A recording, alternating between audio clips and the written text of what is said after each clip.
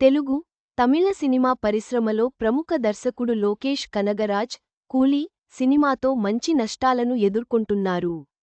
దీని వలన ఆయన చేతిలో ఉన్న మరికొన్ని పెద్ద ప్రాజెక్టులు కూడా ప్రమాదంలో పడ్డాయి.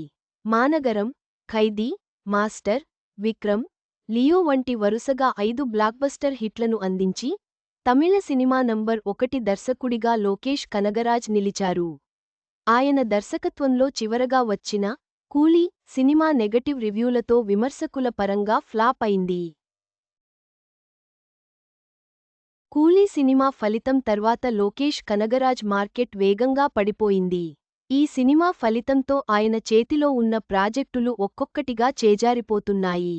కూలీ సినిమా తర్వాత లోకేష్ కనగరాజ్, సూపర్ స్టార్ రజనీకాంత్, కమల్ హాసన్ కలిసి నటించే సినిమాకు దర్శకత్వం వహించాల్సి ఉంది.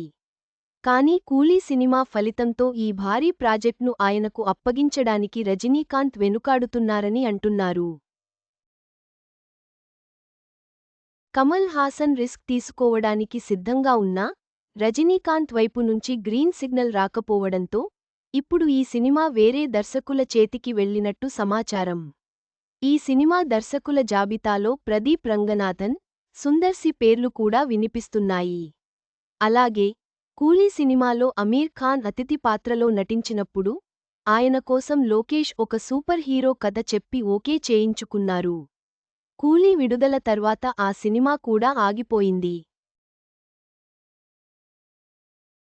అమీర్ ఖాన్ పూర్తి స్క్రిప్ట్ అడగగా లోకేష్ ఇవ్వడానికి నిరాకరించడంతో ఇద్దరి మధ్య అభిప్రాయ భేదాలు వచ్చి ఆ ప్రాజెక్ట్ రద్దయింది.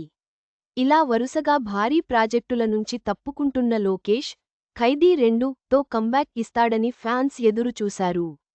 అయితే ఇప్పుడు ఖైదీ 2 అసలు వస్తుందా అనే ప్రశ్న తలెత్తుతోంది.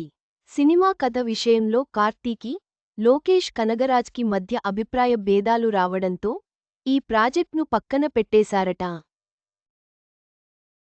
ప్రస్తుతానికి ఈ సినిమా వచ్చే అవకాశం లేదని అంటున్నారు.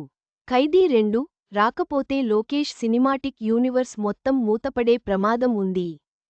ఖైదీ 2 గుండెకాయ లాంటిదని చెబుతున్న తరుణంలో సినిమా మొదలవకముందే ఆగిపోయిందనే వార్త అభిమానులను షాక్కు గురిచేస్తోంది.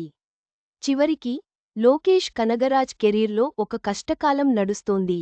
ఖైదీ 2 వచ్చే అవకాశం తక్కువగా ఉండడం ఆయన అభిమానులను కలవరపెడుతోంది.